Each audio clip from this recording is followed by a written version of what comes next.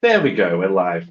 Hi everyone, thanks for joining us. So I am Cronk the Book Guy. Today we are talking with Jeremy Lachlan. Jeremy is the Australian author of a middle grade series, Jane Doe, which has just finished, which is kind of a huge deal actually.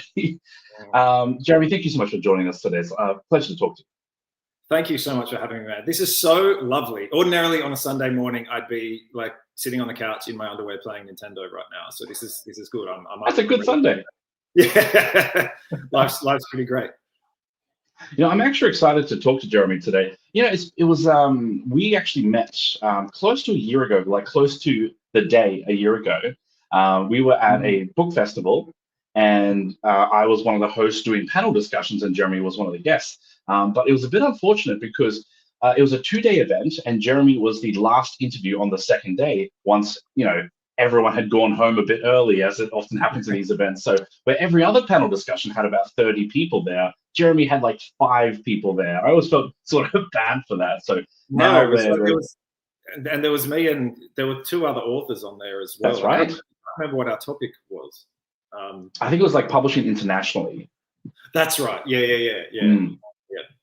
But look at us. Yeah, well, I feel like we're righting a terrible wrong today by doing this again. Hopefully, ideally more people will watch and will benefit from your wisdom, I'm sure. Wonderful. No, let's get into it. And as I kind of mentioned to you privately, thank you for holding space for kids fiction and doing such wonderful reviews. Your review was so lovely and generous, and it's no secret that kids authors don't often get the kind of the space, the review space that authors who write for adults kind of get. So it truly means the world. Thank you, man. No, pleasure. Look, honestly, I think kids' books are much smarter than many people realize. They're harder to write. I mean, if they were easy to write, everyone would be doing it, But there's a lot of skill that goes into it, which I think doesn't get enough appreciation. So yeah, I'm definitely happy to try to give middle grade authors more of a voice and more legitimate, critique. Yeah, and I think young readers are much smarter and much better readers than a lot of adults give them credit for. They will absolutely they suffer no fools. Young readers, kids, like it is, and they're very wily. They know when and get people talking down to them, and that's something that I definitely make a rule to never do in my writing. But I do a lot of events around the country, or a lot around Sydney, especially school events, but even at writers' festivals, and the kids ask just the best questions, because at writers' festivals often an adult will ask a question at the end because they want to just hear their own voice, or they want to sing or something. And it's often a lot of moderators have to start saying, just make sure there's a question mark at the end of your question, because so many adults say, mine isn't a question, it's more of a statement. And everyone rolls their eyes a bit. Kids will just always ask a question, and some of the most insightful, kind of piercing questions I've ever had, and it comes from such a pure place. They just want to know things. It's really beautiful. Oh, so true. I was at an event with Jessica Townsend a few months ago, one of her book launches events, and all the kids were asking questions, and man, they had some of the best questions. Like some of them were just like kind of unhinged, like, "Are you going to kill the main character?" I'm like, well, she can't answer that. But another one was just like, will you put a dog in your book? I'm like, great question. Yes, that's exactly. When I get asked by really young kids, like, what's my favorite dinosaur? I'm like, all right, let's get into it. Like, and it comes from such a pure place. And even ones like that, like, are you going to kill the bad guy? That just comes from a place of love of the story. Like, they're just so into it. So engaged and invested in what's going to happen to these characters. It's really absolutely magical. Yeah. Look, just to answer the dinosaur question myself, this is my favorite dinosaur. I literally have a little stuffed toy of him. Brachiosaurus, man, from Jurassic Park. Always a classic. That moment. Did you see that interview where Laura Dern in the latest in Dominion, which was a piece of crap, I hated it, but where the interviewer pointed out to Laura Dern that the brachiosaur that they saw in the first movie died in Fallen Kingdom, and she was heartbroken in the interview. You saw it in her face, because that was one of the best moments of Fallen Kingdom, where the boat's pulling away from they see that the brachiosaur kind of die. Thanks for bringing that up. Ankylosaurus was always one of my favorites. That's my favorite. And is very popular. That a lot of people say the same. A lot of kids say the same thing. So I'm down with the kids. Fantastic. Hey, mate, so we'll get into our questions for today's interview, just because I understand you and I might naturally keep chatting. So let's stay on task. Let's do it. Mate, look, first of all, I'm really curious to hear this, because you've mentioned in like your website and in your book bio that you had the idea for Jane Doe while you were lost in a museum. I would love to hear that story, because it feels like there's something else going on there, because how did that happen? So which museum was it? So it was the Cairo Museum, and I often say to when I'm doing school talks and everything to kids, like I've always loved being in museums. I find them so inspiring. It's very much to do not just with the objects within them, but the layout. It's one room leading to another, leading to another. The same reason I love being in forests and cave systems, because they all have that labyrinthine quality to them. You can really get lost in them. And so when I'm in those environments, I often try to get a little bit lost, because for me, that's when the thrilling what if questions come to my mind. And it's really the what if questions that drive me as a storyteller. Questions like, what if I took a wrong turn? What if there was a cave in? What if a velociraptor was chasing me through here? There are often dinosaurs involved. When I got lost in the Cairo Museum, this is the old Cairo Museum. So it was back in 2007. And it was this huge place just filled to the brim with these incredible artifacts. Big and small, and I got separated from the group. I got a bit lost, and a whole string of what if questions came to my mind that would honestly change the course of my life forever. I started to think, what if there was this dangerous infinite labyrinth between worlds, almost like a never-ending museum between worlds? And what if, rather than it being a secret, because portal fantasies are usually, the portal is usually secret in stories like this. I mean, what if it was known to an entire civilization? What if this island full of people had worshipped it and journeyed through it for thousands of years to these different worlds and returned with tales of high adventure to tell? But what if one day it stopped letting them inside? And what if it was all because of a child?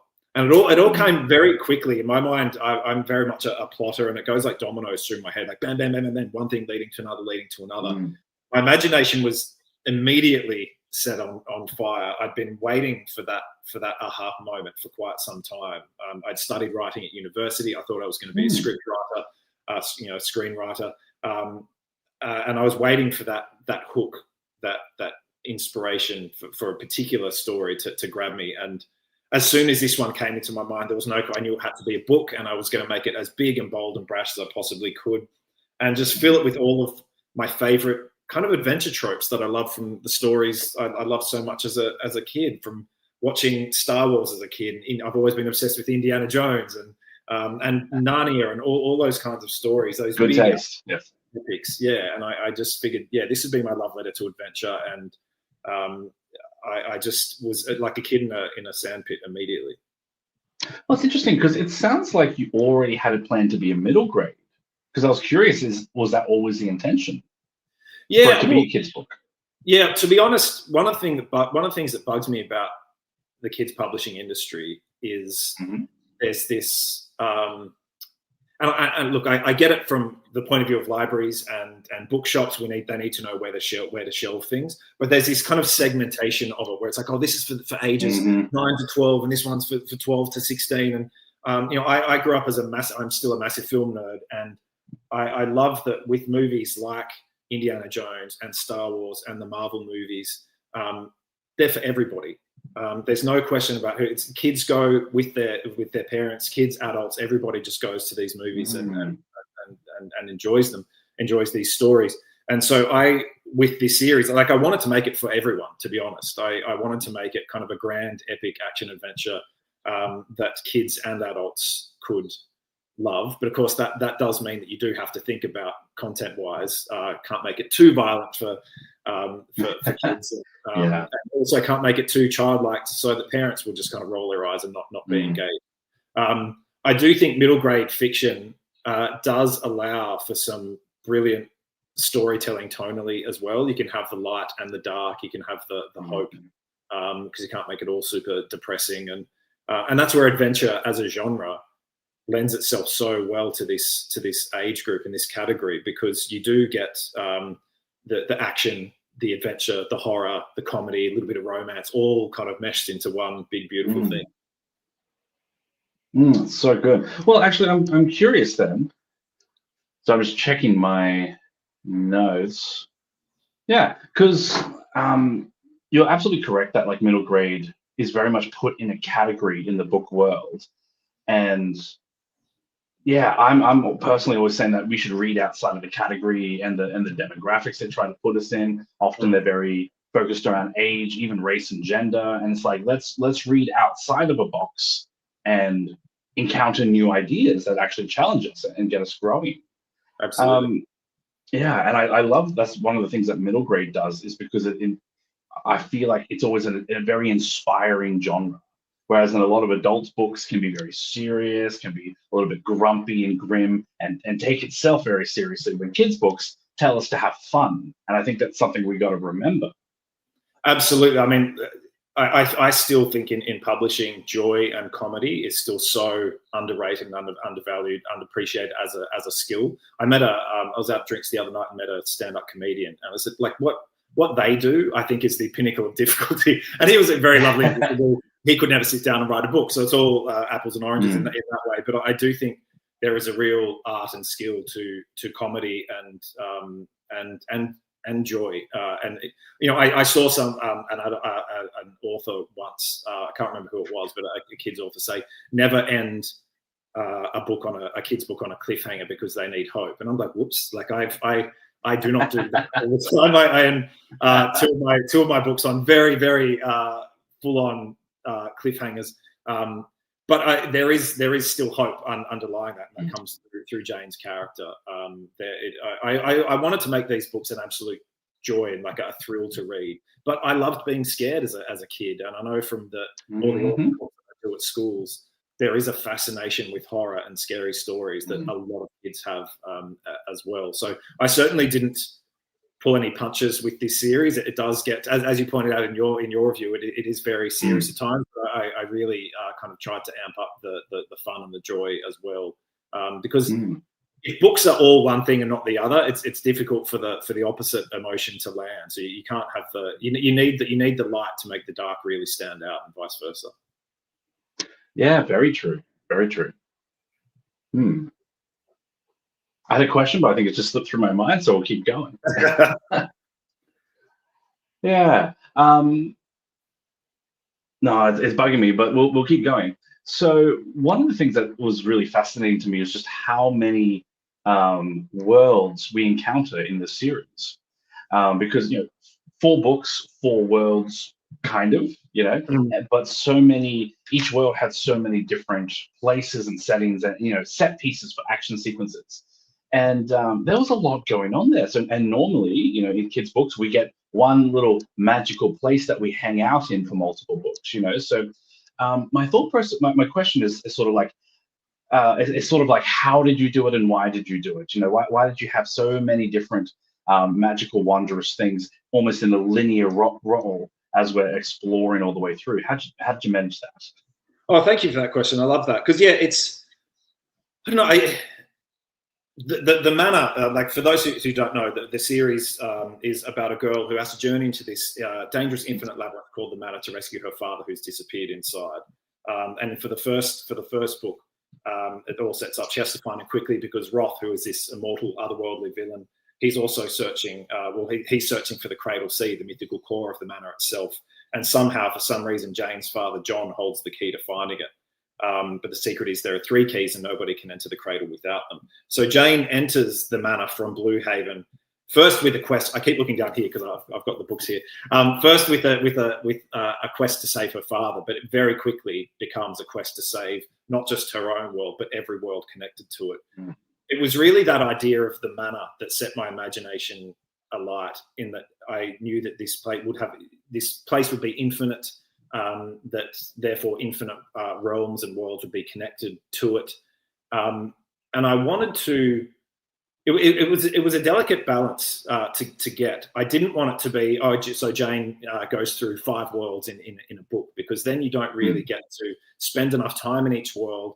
I really wanted to make each world feel as realistic as possible. Yes, there are fantastical elements in this series, but I really wanted to ground it in reality, very much the way that the Indiana Jones movies do. There's this paranormal stuff often going on, but very much grounded in reality.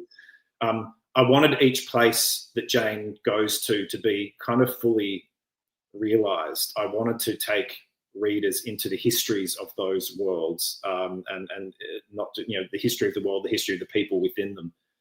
So they weren't just kind of disposable and all just about Jane's main thing, because honestly, the downside to adventure, historically, it's been a very problematic genre because it is a very imperialist. It's always, back in the day, it was always about people going from London and going to these different, going to the dark continents and filled with white saviors and all of that. I really didn't want to do that in this series. I wanted to give each world and the characters within those worlds their own agencies, their own backstories. The reason why, so Cradle of All Worlds, the first book, most of this book is set inside the manor itself, and a lot of that came from subverting expectations of the reader. I know that a lot of people pick this up thinking, okay, Jane's going to go through the manor to this different world, and it's going to be in that world that the main adventure takes place. That's the way Narnia works and all that kind of stuff. I just had this idea of, well, what if Jane gets inside the manor and then she just can't leave, and she's actually trapped inside the place between places. But to make it different and surprise readers, so it's not just Jane walking through endless corridors that all look the same. I figured Roth's presence, the villain's presence inside the manor, could be weakening the gateways and drawing those otherworldly environments inside. So once Jane enters the manor, she encounters deadly kind of snowstorms. There are raging rapids. There are shifting rooms, booby traps, runaway trains. There's a carnivorous forest. A few readers have often remarked that it almost plays out like a video game, and they're not wrong. As I said before, like as a game, that is a great compliment. But it's all about giving the reader something surprising and something they haven't seen before. So Jane is at one point on a boat going through rapids in the manor, and there are candlelit chandeliers passing overhead. It's all about getting these kind of a clash of conflicting environments that Jane and her friends could have to navigate through. With the second one, I always knew that I wanted it to be a desert world. I love deserts, just as an environment to be in and to write about. We are Australian. I think we're mostly desert at this point. Yeah, and I grew up in the country, so it was just that red earth. It's part of my soul. And to be honest, originally it wasn't going to be a duology. So there are 4 books in the Jane Doe Chronicles. Books 1 and 2 chronicle Jane's first quest, the Cradle quest, and books 3 and 4 chronicle the second quest. Originally, it was just going to be one book, but it got to the point where writing Cradle, where it was I realized it was going to be way too big, because no publisher was going to publish a first-time novelist book that was kind of that thick. And so I made the decision to split Jane's Cradle quest into 2. And it was one of the best decisions that I kind of followed through on, because it meant that I could expand the Arakan chapters in book 2, in Key of All Souls. Most of this book takes place in Roth's home world, out in the desert. And that really allowed me to kind of flex my writing muscles and get into the history of that world as well. And then subsequently they said that, book 3 is the Jungle Book, and we go into a different world entirely. And it also meant that in each one I could really embrace the different action adventure tropes from those environments in terms of action scenes and everything. And something I really like too, because you mentioned a lot of adventure books having imperialist undertones. I also find that whenever we go into like another planet, or especially like a multiverse story, the lives of the people in the other multiverses don't matter as much as our main characters, and you can kind of kill them off and it's not a big deal. And it's always this idea that like, these lives matter more than those lives over there, and I actually like the fact that when we went to other worlds, their lives were considered as important. It's not just, from a moralistic perspective, but actually to the story. And it really gave this sense that like people are people everywhere you go.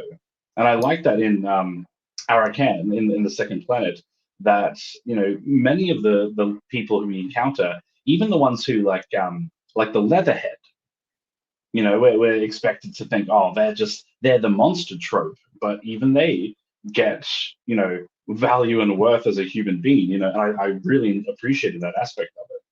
Oh, thank you. I mean, Archie, who's the ex-Leatherhead soldier that becomes a main character in book 2, he's one of my favorite characters, and he's become a real fan favorite to write. He's kind of like my Chewbacca of the I series. was just thinking Chewbacca, Yeah. yes. And he's just absolutely just a delight, and it also gives you a very handy tool to use in your toolbox as an author, because every time you want, like every now and again, if you really want to scare a reader or really make them feel something, I'll have Archie. Like have Jane have a moment with Archie, and that can really kind of help ground the kind of heighten the emotional resonance of the story as well.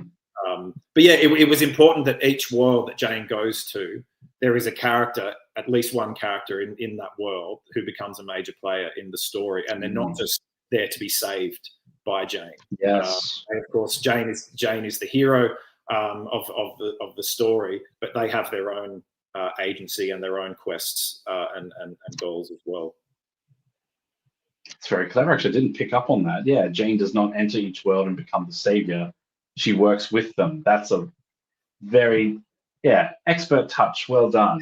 I like that. Well, sort of off the back of that, another question is like, how did you come up with so many ideas? Because there are so many different things all going all at once. Especially like, you're like, oh, desert planet, but then we have this set piece, this set piece, this set piece. And you really do, as the reader, get the sense that this is a full world. And there's so many different things in there. There's so many questions to it. I mean, like, how did you come up with so many ideas? And then how did you limit your ideas and keep it all flowing?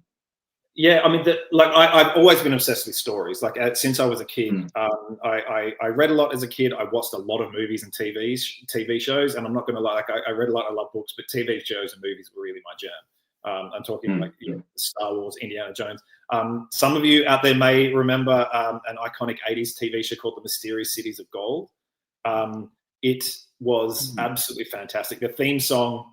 After this, you can go check it out on YouTube. The Mysterious Cities of Gold opening. What was that one more time? Can you say it again? The title? The Mysterious Cities. Title. Mysterious Cities of Gold. Okay.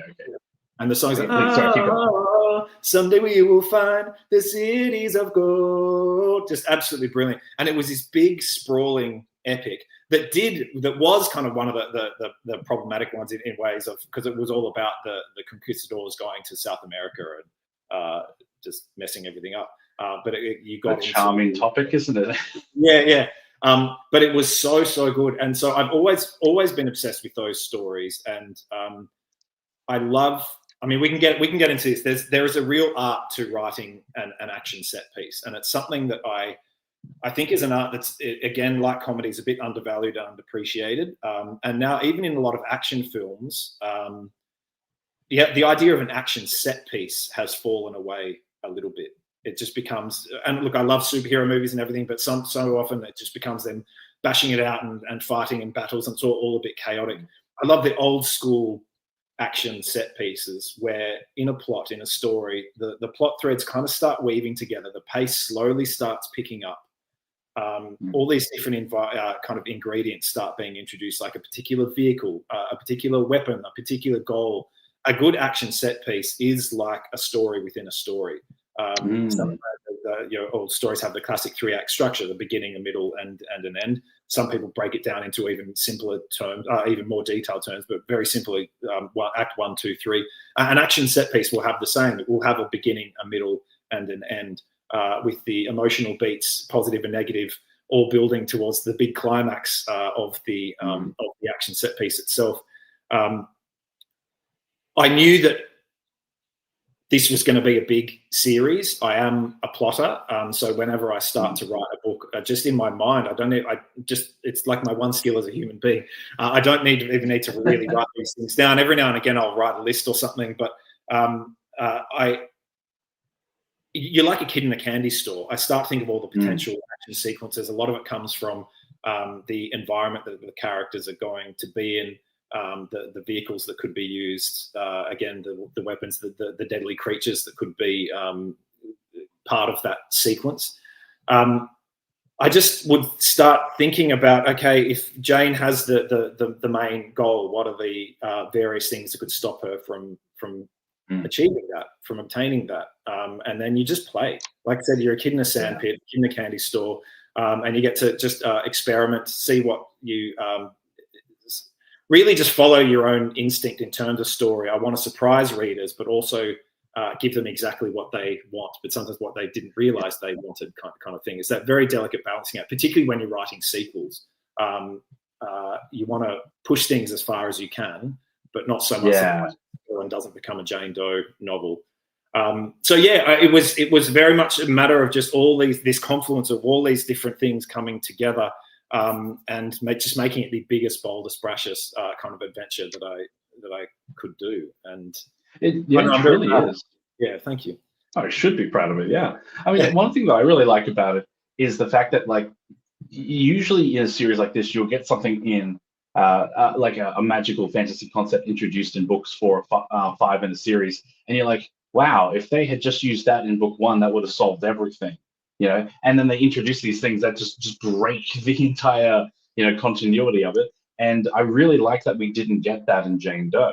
That there was no, you know, time turner that just would have shattered all sense of tension, you know. Yeah, it's one of my pet peeves in storytelling. I remember the climax of the first X-Men movie, where they're up in the Statue of Liberty, and you know, Magneto's got Rogue up there, and so many of the characters, the heroes, the X-Men, could have used their powers, but they come up with the hokiest explanation why it can only be Wolverine to do it. And it's like, well, they could have, so many of them could have used, and I think if you've got the power set there, you have to think hard about how it could be used, think about all alternatives. And if there is a thing of, oh, they could just do that, then build it into the story, a reason why they can't do that. And so, because I really wanted to, because for me, doing a big, I mean, yes, these are kids' books, but they are big action epics. They're a lot of them are up towards 80,000 word mark for each book. So they're the size of a lot of adult books, and they are very intricate. So I see it as like building this house of cards. And if one card kind of shapes one element of the story, takes a reader out of that story, then the whole thing kind of crumbles. So you're constantly having to check in with yourself while you're writing books. And I definitely had to do that, to step back and think, well, it's always that, well, what about this? What if? And just making sure that it's watertight. Yeah, you know, my brain's still stuck on that Statue of Liberty thing now, because I'm just like, it has Storm. People don't understand, Storm is literally a goddess. You know, her powers are limitless. You know, like, and it's like, how is she ever in danger at any point in the franchise? You know. Well, and that's the thing. And I one of the things for me was making sure that Jane wasn't overpowered, because she does throughout the series become an incredibly powerful person. She does. There's a long history of heroes being too overpowered too early on, and it just weakens the subsequent story. So it was about, for me, building into these, into each book, each story, these reasons why Jane is kind of held back, and it becomes very much a part of her journey and her character. And you know, Jane does develop some kind of powers, but I wanted to keep it grounded in reality, and because the powers that she has is very strong, and for me, I decided to make it that it takes a great personal toll on her to use each time, and that for me was a great way to again just have fun with that and make sure that everything was on the straight and narrow. Yeah, absolutely. I mean, I'm not sure. You're familiar with the concept of like soft magic system and hard magic system, by any chance? No, I don't. I was at a Comic-Con one year, and somebody came up to me and started talking about magic system, because I wasn't a big like high fantasy reader. I'd never thought about it in that way. So I'm to be honest, not that well educated on magic systems. Because they were like, "What's your magic system?" And I was like, "I don't know. There's candles." Look, it's true. Fantasy fans can live in our own little world and forget that most people don't live there. It's very true. No, but tell me. So what was it? Hard and soft. Yeah, but it's more about the boundaries on the magic system. So for an easy example is Lord of the Rings. Gandalf, and his magic is very soft magic, because we don't really know exactly what he can do. Sometimes he just pulls a rabbit out of the hat and just does whatever the story needs. But then the ring is a much harder magic system, because we know exactly what it does, which is tempt the user and then if it's in the hands of Sauron, it gives incredible power. So it's like hard limits and soft limits, and it doesn't take much for it to have hard limits. And so it's a whole school of thought, because like some people say a soft magic system gives more wonder and magic and beauty to the story, and other people are like, no, it has to be hard magic because that's better storytelling and greater stakes, you know. But I like that, because I thought in many ways Jane's magic, we understood the cost of it. You know, we were never just like, Jane, why don't you just go in there guns a-blazing and just, you know, spam your magic as much as you can, sort of things. Like, no, there's a risk, and we understand that risk, and there's a cost to it as well, and that's what makes it engaging to the reader and actually adds tension to the story, you know. Yeah, well, so, you know, yeah, it's all about that. So hang on, so is that quest for tension, but so is mine hard or soft magic system? Oh, it's probably more towards the middle. It's like a balance between them. Yeah. But I think the fact that there is a cost still makes it effective. Yeah, I mean, and it is all about the cost. Jane has each book has its main dramatic question, and each duology, and will Jane rescue her father? Will Jane find the cradle, and all that? But so when I'm talking to a lot of aspiring writers, particularly young aspiring authors, one of the things that they struggle with is they'll get a quarter of the way into the story, and then just kind of everything kind of falls apart, and it's difficult to maintain that the width and breadth of the story that you want to have. And a lot of that is placing a lot of mini goals throughout the narrative, very much like a computer game kind of thing.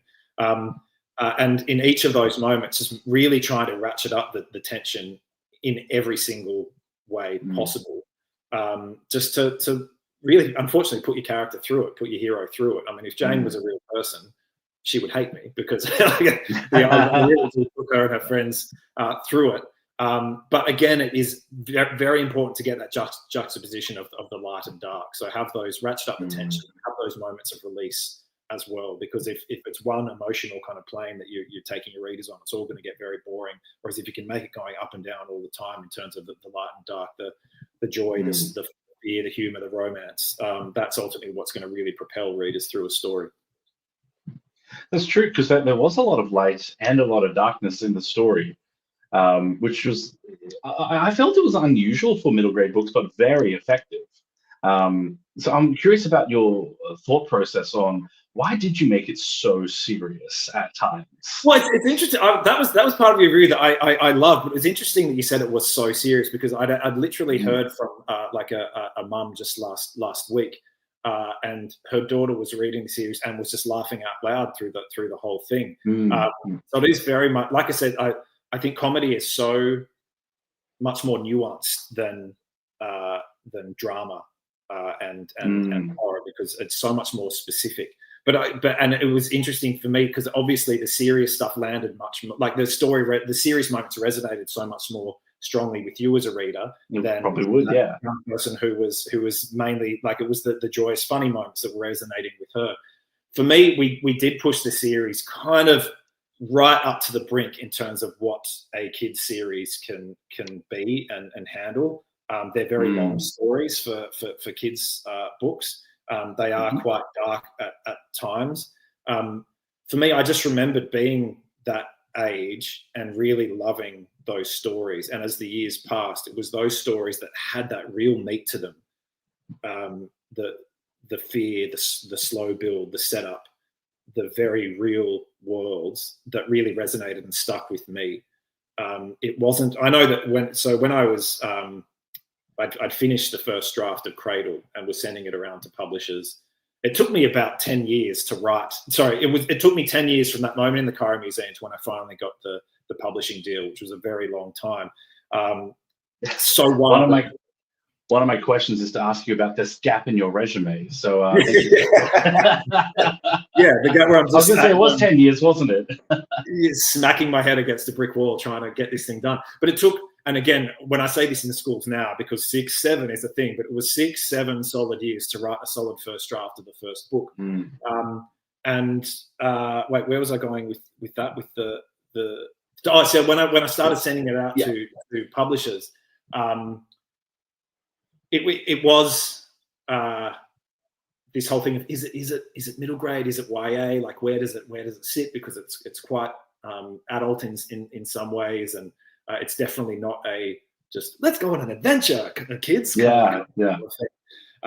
So yeah, it was like from the get-go, I was pushing it to its kind of limits and trying to find that ground. But I knew the stories that I read as a kid and loved as a kid. I knew the ones that I loved them now, and I figured if I love those kind of stories too so much, then other people will as well.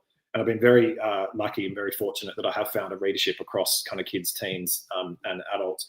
But navigating that line and making it kind of serious, as you say, I think it should be. Every story should be serious in some way. Even if it is joyous and comedic, it should be taken seriously, because joyous comedic stories deserve kind of the to be taken seriously. If you get what I mean. I don't know. It was about putting Jane into these scenarios and always making it. I feel like if I didn't take it as far as I could in each time for Jane, then I wasn't pushing myself enough as a writer, but also not respecting the reader as much. As I said, I'd never even consider talking down to kids or watering down something. I think there's this perception that kids fiction, we should treat children with care and wrap them in a bit of a bundle to protect them from the realities of life. The fact is, kids are going through a lot, and yes, I think we do need to. Obviously, content-wise, there are things that I wouldn't put in a kid's book. But in terms of a lot of my story deals with grief. I didn't realize until book one. So book one had gone to print. It hadn't come out yet. I was taking a break from writing book two. Just walking down the street, and it hit me that Roth, the main villain of the first duology, actually is the cancer that killed my dad. Because when I sat down and started writing it, I was a carer for him the same way that Jane is a carer for her dad in the beginning of Cradle. It was very clearly therapy for me, a chance to get these thoughts and fears down onto the page and work through them. I was walking down the street, and it hit me, this idea that Roth is the cancer that killed my dad. And I called one of my best mates, Claire, who'd already read the manuscript. And it's like, Claire, I can't believe it. I just realized Roth is the cancer that killed my dad. And there was a beat of silence on the other end of the phone. And she just said, Jem, I know. She'd known as soon as she'd read the book. She was just waiting very patiently and very lovingly for the penny to drop for me as well. And it's all so obvious, because Roth actually came to me in a nightmare that I'd had years before that moment in the Cairo Museum. One of the very few nightmares I've had that genuinely terrified me. And so when I knew I needed a villain for this story, I thought, well, if this guy's terrified me so much, chances are he's going to scare a lot of other people as well. And so I said, okay, I'll put him in there. And I realized I'd had that nightmare the night before my dad went in for his first surgery. And I just completely forgotten that. And I talk about this to kids when I go out and do events at schools, and I really find a lot of the kids leaning in because they're not used to seeing adults be so open and talking about grief. I think, for adults, talking about death and grief is still very much a taboo. We're not given the tools. A lot of us aren't given the tools to deal with and talk about that stuff openly, which is so sad and tragic when you think about trying to keep something like grief buried, which generations above us were told to do, particularly men, like don't emote, man up, all that nonsense. So I know that when I'm out in those things, to see kids lean in and really kind of engage with discussions about grief in signing lines, I'll be met with kids who love action adventure, queer kids who just celebrating queer joy, and then there'll be a kid in line who just wants to tell me the grief they've been working through, whether it's an uncle they've and I'm very careful in when I get to talking about that part in my speech. So, I was 26 years old when my dad died. It was a young age to lose a parent, but some kids out there have already lost a parent, and if not a parent, a grandparent, an aunt, an uncle, a pet. Grieving for pets, I tell them, is a very real, valid form of grief. So they're dealing with this stuff, and I think that is an element of the series that's also resonated with a lot of readers, young and old, is that grief does come into it in kind of a big way. And for me, I'm proud of it because it came from such a raw, honest place, because I didn't even realize I was writing about that until that moment until the first book had already gone to print. And that's when I realized that book 2, Key of All Souls, a lot of it is about the corrupting power of loss and grief. Roth, we learn in book 2, has experienced great loss in his past, and he's been completely irredeemably corrupted by it. Elsa, a main player in book 2, Jane's kind of guide through Arakam, we discover she's experienced great loss in her past. And like Hickory, Jane's other sidekick, they constantly walk that fine line between good and evil. And I had a lot of fun playing with that. Archie, the ex-Leatherhead soldier, has lost everything, fighting the good fight. Jane, unlike everybody else, is looking down the barrel at losing everything she holds dear, losing the one person she cares most of all in her life, her dad. She also discovers throughout the series that she's one of the most powerful people in existence. So the question then becomes, if she does lose her dad, will she fall towards the darkness or the light? Maybe she's not from Roth after all. Very deep. And you know what? Well, it's interesting because the moment I picked up book 1 and realized that Jane Doe was a carer as well, I had such a strong, overwhelming, instant connection with her because I'm a carer myself. My wife is disabled, and I'm constantly, responsible for her and taking care of her. And your depiction of the carer role was spot on. Oh, thank you. I was like, oh, this guy's lived this part. It's a tough role. Yeah. You don't wish it on someone, but I was like, that's genuine. That's the real thing. So it was. Now I know. Thank you. It was something, to be honest. The reason why I wanted Jane's parents to be in the story, and the reason simply because there are so many orphans out there in fiction. If you think about Luke Skywalker, Frodo Baggins, Harry Potter, Dorothy Gale from Oz, they're all orphans, and it's a very common trope that authors use because it immediately makes the reader fall for them. They're on their side. The hero is the ultimate underdog. I wanted Jane's parents to be part of the story, but I still wanted that element of her being an underdog from page 1. So I thought to myself, oh, maybe her dad could be sick. And this is when I was traveling through Turkey about a month after that moment in the Cairo Museum when I came up with the idea for the series. My dad had been battling a very rare form of cancer for years at that point, but he was stable. He was traveling around the world himself with my mum at the time. But yeah, I said to myself, oh, I'll have to do some research when I get home to find out what being a carer is like. And very soon, a few months later, my dad's health went downhill very fast. Clearly, my subconscious was preparing me for something. I then headed home to care along with my mum, and soon after that, my sister as well. And it's that whole thing of be careful. It's not that I wished for it, but I ended up getting firsthand experience. So in those moments in the first book where Jane is caring for her dad in the Hollows basement, I was literally caring for my dad back in my hometown of Griffith. And I really wanted to capture that relationship and the struggle of that, because it is one of the most difficult things. It's the most difficult thing I've ever done. And I only did it it was after I went home. It was about 7 months after that, 7-8 months that my dad died. And it was the hardest thing I've ever had to do. I know that there are people out there who do it as an ongoing thing for years. It is so, and rightly so, that the person who is, the carers aren't often given the tip of the hat and the kind of the praise that they deserve, because it is so difficult to show up day after day. Obviously, the person going through the illness or whatever it is very awful. But carers are some of the most. I mean, they are superheroes on this planet, and so the idea of just stepping into that, leaning into that, and making my hero a carer for her dad was of course there was no question beyond that. But plot wise, it was tricky to, in the beginning of that book, to really get that connection, because obviously the inciting incident, Jane's father disappears into the manor. So for an author, you're like, okay, I've only got a few moments where I can really get across their connection.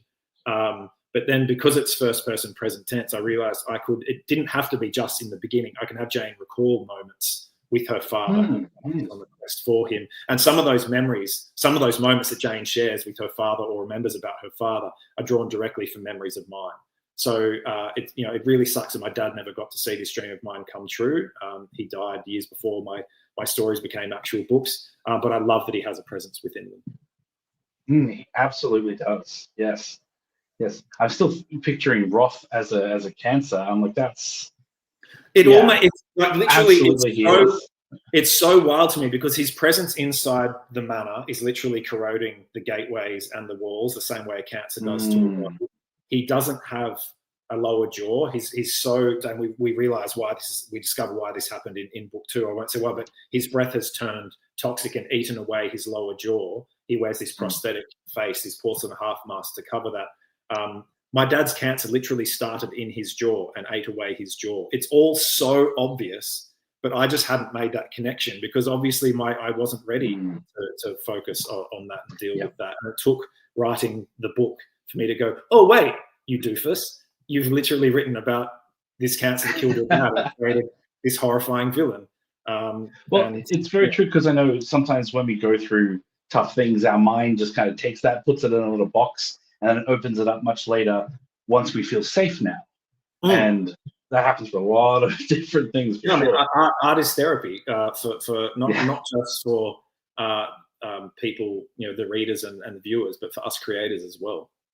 Definitely. Well, we're getting on in our hour. Let me jump to another question. I'm really curious about the fact that the story is very female-led. With Jane, Violet, and Winifred. And I'm always really curious because there's a common tendency for authors to write main characters who are the same gender as them. I think I want to say that's like 90% of the time. So what was your reason for going outside of that? Because I find it really curious. Yeah, well, the simple fact is, for the first 6-7 years of writing the book, Jane was a boy.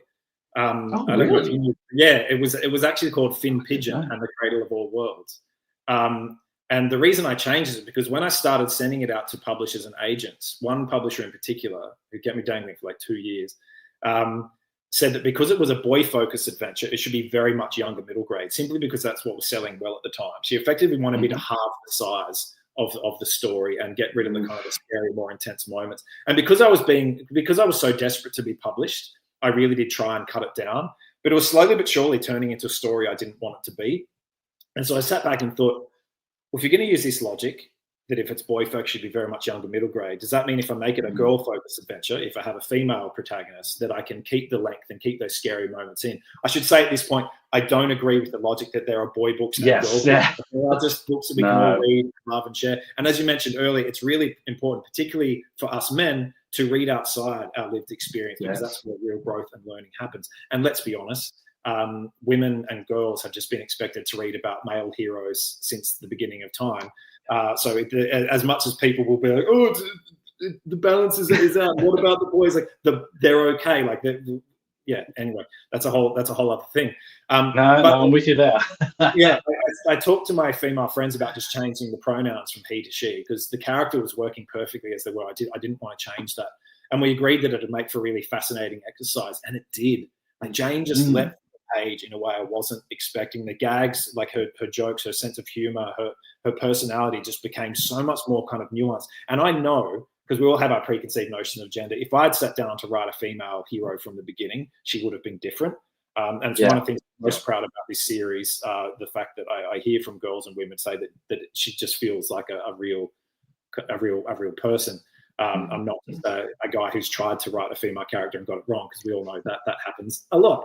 And I never looked back from that. I do have a couple of, if you notice, there are a couple of tips of the hat to Finn Pigeon. On Blue Haven, there are these statues from the Great Adventurers Past, and in the Museum of Otherworld, the Antiquities, one of them is.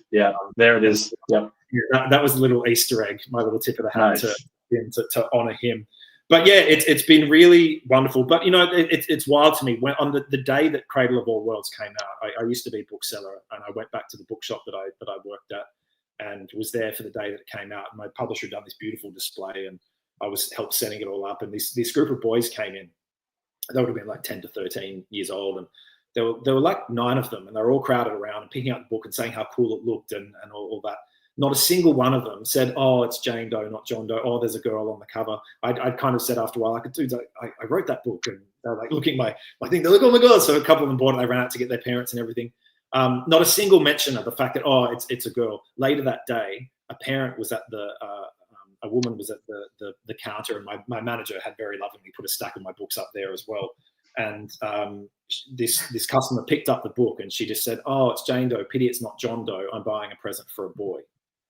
And it was in that moment, and my manager just was, because it's one thing that you talk to a lot of booksellers, they still get that, and a lot of the time it is coming from the older generations. It's being forced. Yes. Yeah. They should feel ashamed in some way for reading that. And it was just that, in one day I saw the polar opposites. Like it's so anyway. I think she might have bought it out of pity, because my manager's like, the author's standing right here, kind of thing. But yeah, it's devastating that still happens. There is still work to be done. But I love that, a large portion of my readership are boys reading about Jane and Hickory and Violet going on their adventures, and there's no question of, oh, I wish it was a boy. Yeah. No, it's true. It's the people who say think of the children who have expectations of what children should be thinking about. I'm like, kids just don't worry about that sort of thing at all. We teach them to, and it's such a shame. Yeah. Absolutely. I know it's a common thing that I do in my channel, where if I ever review books by women, they get fewer views, or they get a lot more critical views. And I'm like, guys, we should be engaging with this sort of content, because it's getting us thinking outside of our box and thinking more empathetically. It's a really good skill to have, just developmentally as a person, even professionally, it helps us, But absolutely. I mean, it's wild to me if you pick up a book for something like that. So yeah, I don't know. I shake my head and get on with telling my stories. No, it's a very good answer to that. Thank you. Well, I had one other topic. This might be a big topic, so if it's too big, you let me know. But one of the things I'm always sort of talking about is encouraging adults to read books for kids.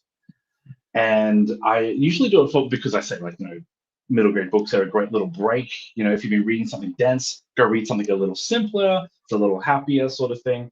But I'm just curious, do you see many adults reading your books? I'm thinking of the event in Brisbane where I saw you for the book launch for Gone 4 Hours, and I think I was the only adult there who wasn't there with a child. Yeah, it's interesting. And that event was lovely and cute, and that was because it was a pupil free day. A lot of families are away for the weekend and everything. But no, I know what you mean, and but I do, like I said, I'm very proud and fortunate to have a readership across kids, teens, and adults. A lot of events I do, public ones, the parents are there with their kids, and the dads are just as excited to be there as the kids, because they love it. Yeah. My favorite thing is hearing from families who have listened to the audiobooks together on road trips. My narrator, that's cool. It's really, she does such an amazing job, and just the idea that entire families have bonded and are bonding over a story I've written and characters and worlds I've created is so wonderful. What a wonderful tradition to be a part of. This time-old tradition of parents engaging with their kids over stories, and yeah, it truly is. It blows my mind.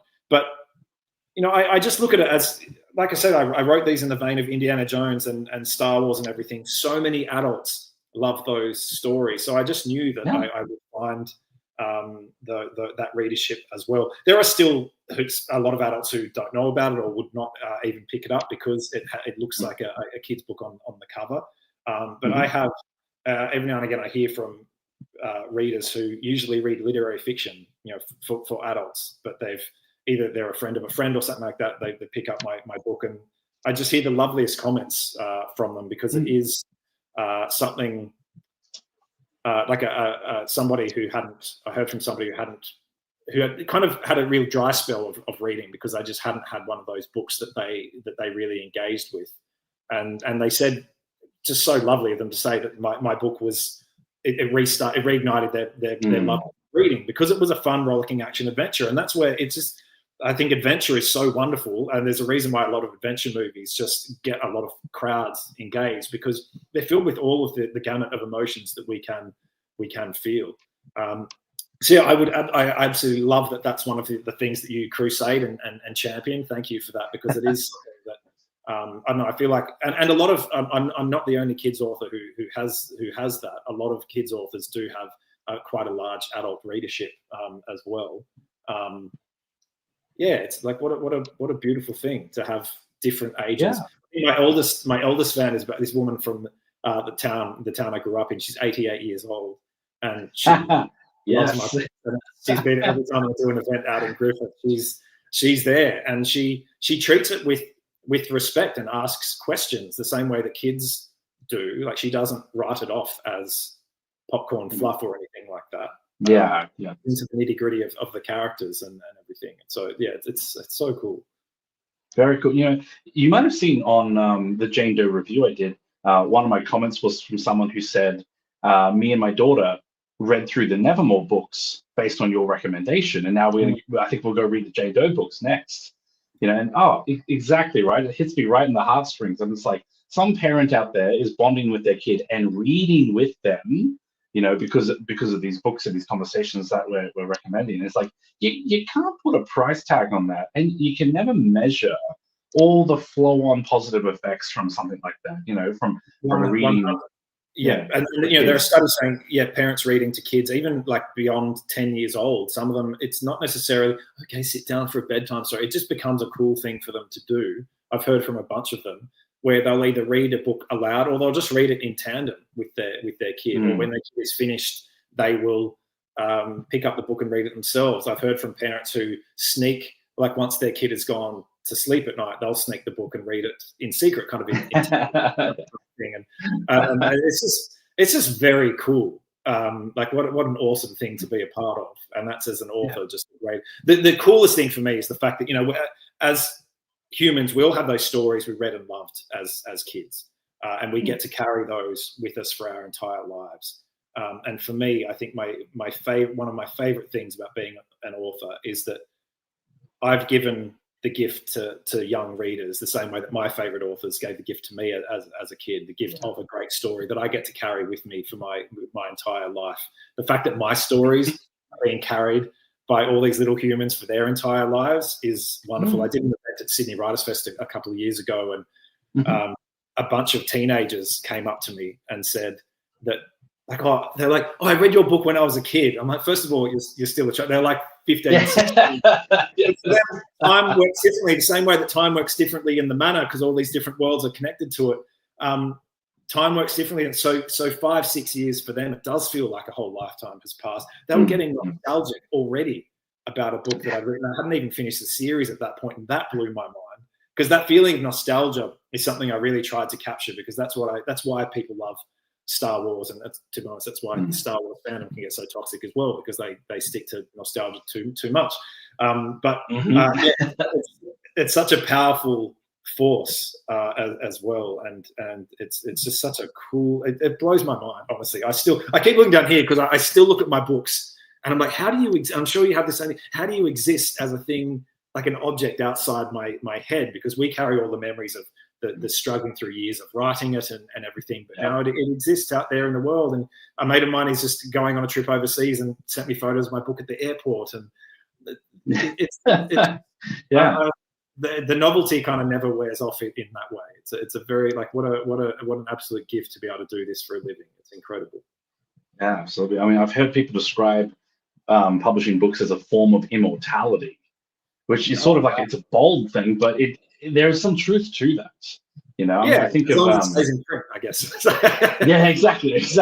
I mean, I don't know if you're familiar with author Terry Pratchett, who wrote the Discworld. He said he talked about death a lot in his books, because, you know, death is literally a character in his books. But one of his lines is, you know, do you know that no one is gone while their name is still spoken? And it's a whole monologue, it's a whole soliloquy that Death says. It's like, you know, while their name is still spoken, while the ripples of their life are still having an effect on those left behind, you know, they're still alive as long as the harvest they planted is still being reaped. And I think it's a beautiful sentiment of the meaning of life and of loss and change, but just reminding us that we have an effect on the world after we go. Some people have it for a very long time after they're gone, and other people it's a very short effect. But it is a form of immortality, and I find it gives a lot of hope that you know, you don't lose those things, not entirely. So that's so beautiful. I love that. And it's, I don't know, it's just every time I start hearing emotional things, I think about the final book, because that is the last one. It is kind of the goodbye for me and the goodbye for the characters. And I have been thinking a lot about endings and farewells because of that. And it's emotional. Yeah, can't imagine, mate. Yeah. So you had your idea. You had your idea, and then it was 10 years until it was published, and then it's been 8 years since then. Is that so? In January, it'll be 19 years since that moment at the Cairo Museum where I came up with the idea for the series. So, yeah, saying goodbye to Jane and everyone. I mean, it's nearly 2 decades of my life. It's a huge chapter of my life. I'm not saying it's my life's work or something. I'm going to write more stories beyond this, but maybe it will be my life's work. I don't know, but it is. It would be cool to be remembered for as the dude who wrote Jane Doe kind of thing. But it's been an emotional. There's definitely a grieving process. I'm sure you found this with your writing as well. Whenever you finish a book, there's a grieving process, because it's just a whole complex tangle of emotions, thoughts, and feelings going into it. But the fact that it has been such a long chapter of my life, living and breathing these characters and this world, I bawled my eyes out when I wrote the penultimate chapter, like the big climactic chapter in God of All Hours, the fourth and final book. I then left it a few months and did a whole other edit draft, and I cut 10,000 words before I had the confidence and courage to write the epilogue, where I officially wrote. I wanted it to be the last thing that I wrote as a gift to myself as well, to make it this really meaningful thing. But I kept putting it off, and I had one day until my draft was due, and I said to me, I can't do it today, I'll do it next draft. And I was like, dude, you're afraid, like you're scared to sit down and say goodbye. And so I had one day, I sat down, I said, just try.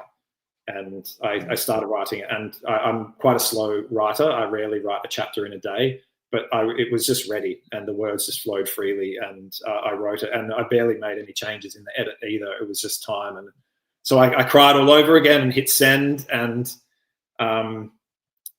went for a long walk. and I still get emotional thinking about it, because there's so much tied up in, we put everything into these books. And yeah, like I said, it's saying goodbye. And I hope the series lives on well beyond me. I love the idea. Every now and again, I think long after I'm gone, my books could be in some dusty old library, maybe even in someone's house or attic, and maybe the books have been out of print for decades, and I've gone and everything, but some kid will stumble upon this dusty tome of Jane Doe and go on the adventure again. Man, what a magical thing. Beautiful. Yeah, well, look, I had just one last question I wanted to check. So you are sure Jane Doe's finished, right? So you're not going to put this on another duology, like? No, this is. I feel like if I went back to that, it would weaken the work that I put into the final book. I really wanted to make book 4, God of All Hours, kind of it is the farewell, and it is kind of wrapping up everything nicely. I feel like it would weaken the story of the 4th book, and I'm so very proud of how it all came together. It's definitely the most emotional one of all of them. It does go, because the whole thing, and I kind of mentioned this earlier with writing sequels, it's that whole thing, you've always need to go bigger, and that's why these books have been so exhausting to do as well. I feel like since the first one came out, I've been running down this snowy hillside, and this snowball's been chasing me, just getting bigger and bigger and bigger, because you constantly have to up the stakes. In this 4th and final one, it was very much a thing of, well, that doesn't always necessarily mean more explosions. It means going deeper, making it a more character-based kind of thing. Yes, there are the action sequences and everything like that, but I really took the characters, particularly Jane, emotionally to some pretty intense places in this one. And so I feel like going back to that again would weaken that. But I do like the idea of going back and doing some prequels at some point. I do need a break from writing in that world. The whole concept of the manor means that there's an unlimited potential for stories. So on Blue Haven, there is the Otherworldly antiquities. Beneath that, there's the great library filled with thousands of dusty tomes of these adventures past. I do love the idea of going back and telling some of those stories, whether they're standalone action adventure things or another series in them sometime in the past. Maybe an early Winifred Robin tale or something like that. Yeah. Throughout the series, there are the old adventurers, the old books mentioned, and it's always the name and the something in the grand tradition of Indiana Jones and my books and all that stuff. So yeah, telling some of those stories would be quite cool. I have a vague idea of some of them of what happened, but yeah, this is it for Jane. So it's I hope people love it as much as I do. Well, yeah, you're right. The fourth book was incredibly climactic. Like, it definitely did feel as though the series hit the peak at that moment. Yeah, thank you. It was it was tough to get there. I put a lot of pressure on myself, and I do with my writing anyway. But it was. I really wanted to stick the landing with this one because I've read the series. And we've all read those series, those beloved series, where the final book just kind of doesn't quite get there. And I get it. Writers can burn out. They can run out of time and everything. I really didn't want that to happen. I wanted to go out with kind of a bang. I feel like I did, but yeah, that's all up for everybody else to figure out whether they feel the same. But hopefully, we can only put it out into the world and hope. Well, it might be too soon to ask because I know you've literally just published a book like a month ago. But do we know what's happening next? I do know what's happening next. I'm writing something new, and it's very. Can you tell us? I'm not going to say anything yet. I'll tell you. But yeah, it's lovely. I'm out of contract for the first time since 2017, which feels so freeing and thrilling. It's writing in a different voice for the first time in nearly 2 decades is really interesting. I'm glad there are 2 stories that I have in mind, and I'm glad I had that because if I had got to the end of Jane Doe and didn't have any other story in mind, I'd be freaking out right now. And a one-trick pony kind of thing. But yeah, it's really thrilling. But I've taken some time to just relax and recharge. I came down with this severe double ear infection as soon as the 4th book came out, so I've had to just step back from the world a bit and get healthy. But it has provided me, or kind of forced on me, this time to just sit and recharge and rest because it is exhausting going on that ride of releasing books emotionally and physically. So it's been nice to have some downtime. But just the other day, I got back into writing and it feels great. I've missed it. Good, mate. Well, I'm very excited to see where you go next now. It's whole world of possibility. You're about to enter another manor with your own little connection of infinite labyrinthine worlds to explore. And I'm very excited for you. Thank you so much, my friend. And thank you so much, Mike, for this chat. It's been so lovely from the bottom of my heart. Thank you for giving me and so many other authors the space to talk about their work. You're just great. Thank you. And honestly, this is something I should do more often. Author interviews. Give people a chance to talk about it because I don't do it very much. We're Australian. We're on a different time zone, so every time I talk to people, it means coordinating. It means messing with my sleep schedule, which I'm not a fan of doing that at all. But this has been a great chat. Actually, it's honestly inspiring me to try. I should probably do this more often. So thanks, mate. You've got natural skills, and thank you, and thank you everyone for tuning in. Yeah. All right. Well, thanks again, Jeremy, and we'll talk again soon, I'm sure. And best of luck with your next book. Oh, and I'll just say to everyone watching, remember, there's 4 books in the Jane Doe series. They're all out now. The series is complete. It's a great time to jump onto the Jane Doe bandwagon and go on your own little adventure. All right. So I hope you guys will all check out Jane Doe if you haven't already. And Jeremy, one more time, thank you so much for joining. Thanks so much, man. Take care. Bye, everyone.